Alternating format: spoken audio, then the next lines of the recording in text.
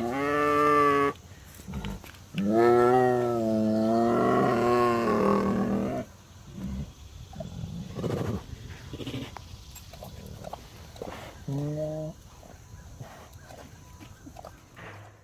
everybody, my name is Maryssa and I'm the volunteer coordinator here at Carolina Tiger Rescue, and we are here today to discuss one of our core values, and that is the fact that we are opposed to exotic animals like these beautiful tigers here being exploited for entertainment purposes only.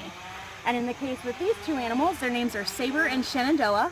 Saber is the 6-year-old white male who's chewing on some enrichment over there, and Shenandoah is the 15-year-old orange female that's grooming up here near the fence.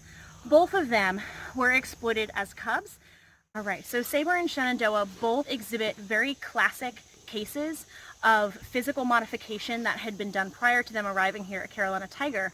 And these are not uncommon modifications for animals that have been exploited in a variety of forms of entertainment, whether it's cub petting or circuses or magic shows, any of those things. And those two modifications are that they are both declawed in all 4 feet, and they are defanged.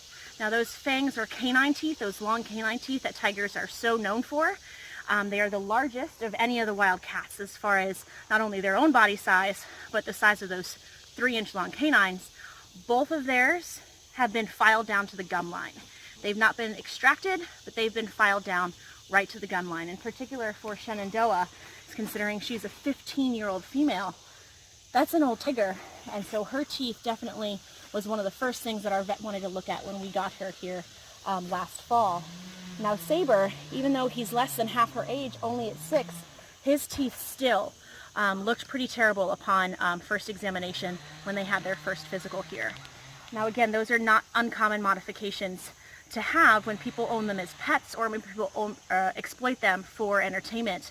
And the reason that those modifications are so common is because people are under the impression that if you remove the sharp pieces, that it's suddenly a safe animal to interact with. And that could not be farther from the truth, because I don't know if you noticed, they're still tigers. They still weigh more than 400 pounds, and running at you at even half of their top speed or pawing at you with that even declawed foot is enough to break bones in your body. And so these are not natural modifications that should be happening to these animals and are only done for the sake of the people that are interacting with them. Pretty disastrous effects.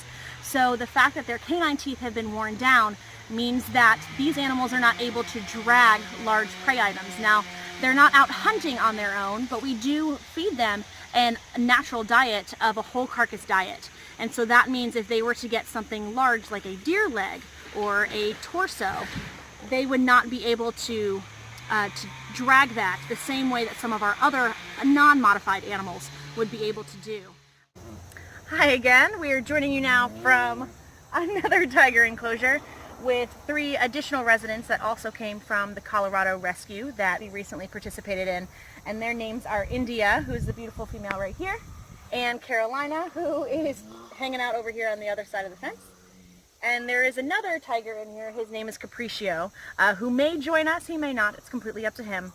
But in regard to animals being used for entertainment purposes, we know for a fact that all 3 of these beautiful animals were exploited as cubs for what are called pay-to-play or pay-to-pet opportunities. And that means that the general public is paying X amount of dollars to cuddle or bottle feed or hold and take a photograph with these animals when they're young.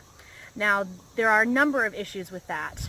One, while it's going to be certainly a memorable experience for the person, you kind of want to think of it from the cub's perspective. These animals are supposed to be spending about 2 years of their life with their mother, learning how to be a wild tiger, learning how to hunt, learning how to hide from any predators like other tigers or humans, learning how to stalk and ambush and to be the powerful predators that they're meant to be. And unfortunately, in their cases, they're pulled sometimes within hours of their birth from their mother.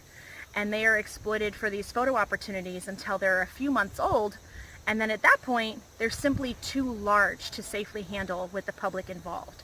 And so they end up being sold to other breeding facilities or sold to private owners to be pets and meet whatever fate happens to await them. And unfortunately, That is something that is all too common here in the United States and throughout the world. And so